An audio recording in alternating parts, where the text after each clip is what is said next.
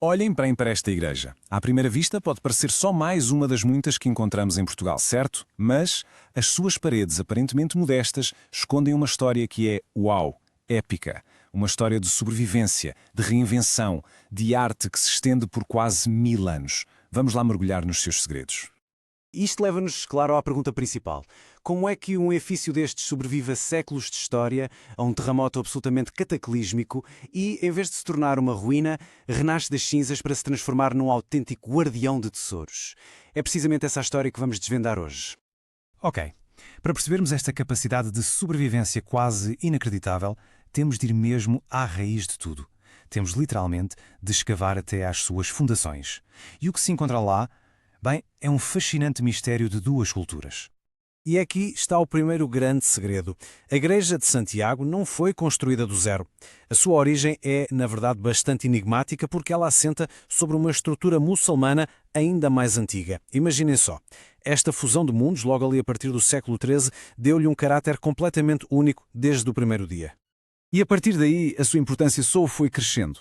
E muito depressa.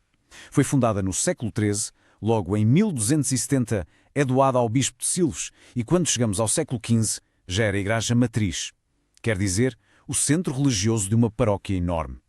Estava claramente a tornar-se num pilar fundamental da comunidade.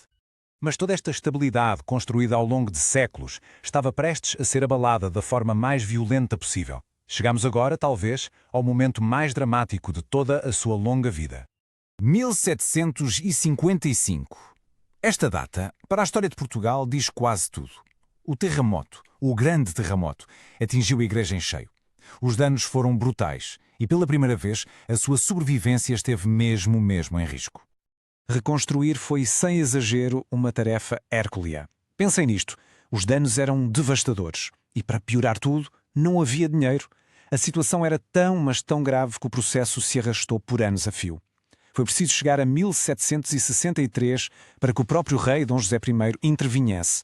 Ele deu a ordem para que os rendimentos das confrarias fossem usados para as obras. Foi esta intervenção real que, no fundo, salvou o edifício da ruína certa. E claro, esta luta tão difícil pela sobrevivência acabou por deixar uma marca para sempre na identidade da Igreja. Deu origem a algo a que podemos chamar uma arquitetura da necessidade. E este ponto é absolutamente fascinante. A simplicidade que vemos na Igreja hoje não foi uma escolha estética, uma opção de estilo, não. Foi uma imposição da realidade. Cada parede sóbria, cada linha simples, é como uma página num livro de história que nos conta, sem palavras, a enorme falta de dinheiro que se vivia naquele período pós-terremoto. Mas atenção, porque esta simplicidade esconde uma solução genial. Se olharmos para a estrutura principal, vemos essa tal sobriedade. Mas depois, olhamos para a fachada sul, o chamado alçado sul, e é surpreendentemente dinâmica. A forma como foram acrescentando capelas e outros anexos criou um jogo de volumes super harmonioso e interessante.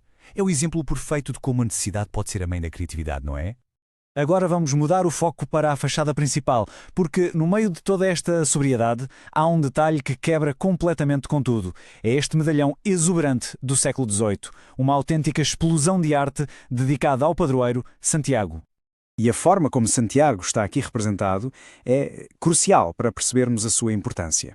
Ele não é só um santo, ele é um guerreiro intrépido. Esta imagem, cheia de força, está a evocar a lenda da sua aparição milagrosa numa batalha durante a Reconquista.